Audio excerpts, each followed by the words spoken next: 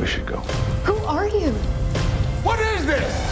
I don't discuss client business. Sup YouTube, I'm Leo. I'm D. This is Movie Scale. This is the place where we review movies on a scale. On a scale. That's right. And you know how we just did the Ben Affleck review box? Well, we decided to go out and see The Accountant. This is what you've been waiting for, The Accountant review. starring Ben Affleck. And others. Yeah, we did. We went to theaters and we saw that thing. Excellent movie. Leo, what did you think of it? Oh, I love that thing. Can we, the movie is about a guy named Christian Wolf, portrayed by Ben Affleck, and in it he plays an accountant with autism. He has a very interesting clientele, as we learn in the movie, where he services bad guys, basically. He goes around the world, everywhere from Hong Kong to Tel Aviv to the United States, and he's looking at these books for these crime families, and if he finds something wrong, they can figure out who did it, who stole the money. In this particular movie, we have an incident where he's forced to defend himself.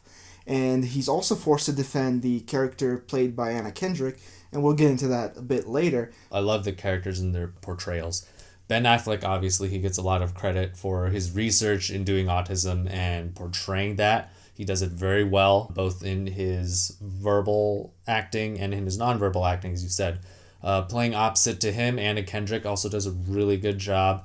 I really like her, even though her role is kind of minor. I like her because she sort of has the perspective for someone who may not have experience with talking with someone with autism, and so kind of seeing her struggle with that as she talks with Ben Affleck's character is really humorous. I really like that a lot. But these aren't the only characters that deserve credit, I think.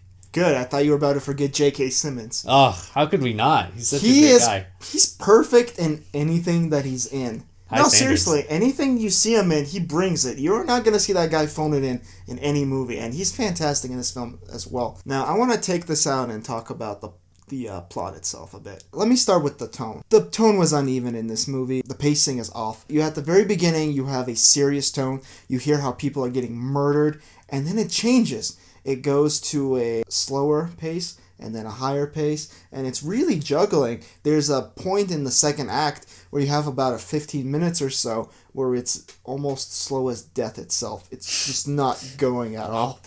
Wow. Slow as death is quite the exaggeration, I think.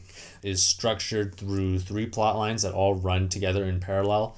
For me, at least, I had a tough time kind of distinguishing between the 3 plot lines. And I think being able to jump back and forth and sort of connect the puzzle is part of the joy of this movie. But for me personally, it was a bit difficult to follow. There's just so much going on, a lot of different characters, and you kind of wonder if these things will just sort of connect at the end. Despite the fact that this is an action drama movie, there are some moments of comedy in here that provide a bit of levity.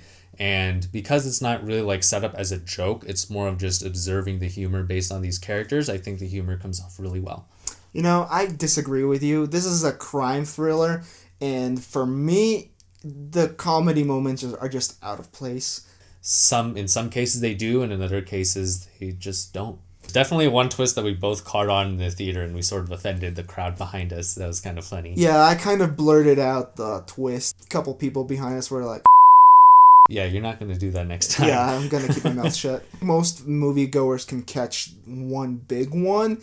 There's a couple that you're not going to expect at all, and when you see them, you're going to be like, that was great. Yeah, this one actually makes sense. It's not like a twist that you just randomly pull out. This one is actually well done. So let's talk a little bit about the ending. I agree on how they've done the ending, and you don't. I don't. I thought the ending was completely anticlimactic. It doesn't go the way you expect it to go, and it's really kind of a buzzkill for me. I believe that the ending is appropriate given the characters that were in it, and I believe it's completely fitting, but I think a lot of opinions will sort of vary. So, final score.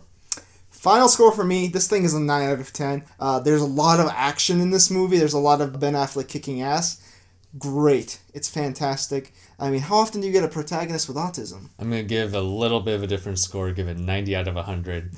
So different. It's an excellent movie. I think even though it does have some flaws from beginning to end, I think for the most part you'll be entertained. The unique premise and the plot of the movie is enough that you'll be totally engaged. You won't expect it. You're like, how can a movie about an accountant be entertaining? I mean, this is it. this is the one. Have you guys seen The Accountant? If so, let us know in the comments below. And as always, like and subscribe. You can check us out on Facebook, Twitter, and Instagram. Check out our handles in the description below. See you guys next time. Remember, don't piss off your accountant. Can our son lead a normal life? Define normal.